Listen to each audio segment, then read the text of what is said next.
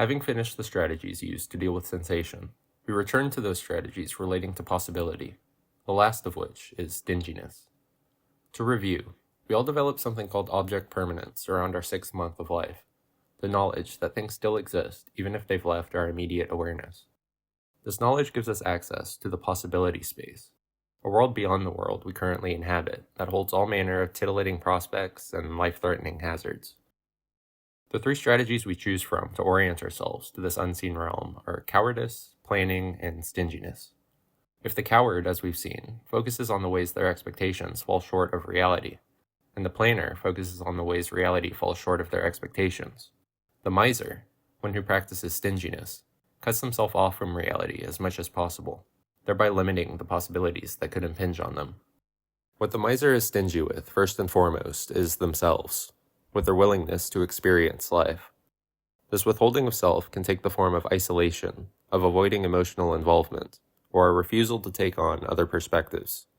The miser becomes an outside observer of life, interacting strictly through cognitive means when possible. The motivation for these actions is complex, but it comes in large part from a sense of lack or emptiness, making the miser unwilling to spend their resources. In line with this, stinginess could be defined as a focus on maintaining the little you have, by minimizing needs, evading obligations, and withholding resources. That focus results in the deadly sin of avarice, which is a deep sense of lack, of imminent depletion, the sense that you can't bear to part with your resources and must accumulate more to be safe. This accumulation doesn't always take the form of material possessions, but more commonly of knowledge, personal time and space, and of skills. The ultimate dream of the miser is to find something that is theirs alone, something no one else can take. The fear of the miser is annihilation, of being used up or engulfed by the world, no longer existing as their individual self. This is unlike the fears of the coward and the planner.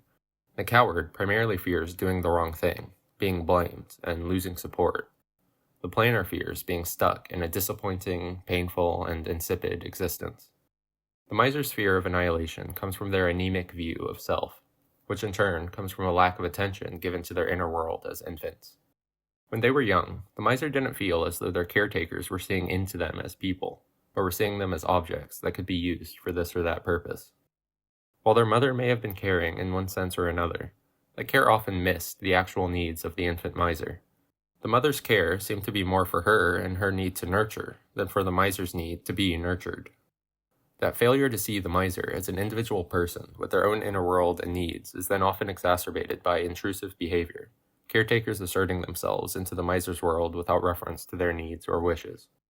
What results from this upbringing is the aforementioned sense of lack. The caretaker's inability to see the miser for who they are results in the miser's assumption that there's not much there to be seen.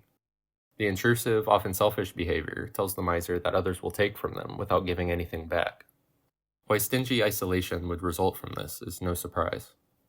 Stinginess is the miser's attempt to replace the divine attribute of omniscience, which is the perspective that sees our individual beings as expressions of being itself. This is very similar to the Avenger's connection to holy truth, and to be honest, I may have mixed up these ideas a little in the last video.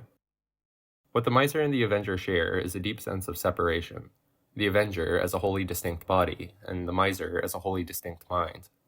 This idea that the miser's inner world is wholly separate from that of others comes again from their caretaker's seeming inability to see into their world, and vice versa.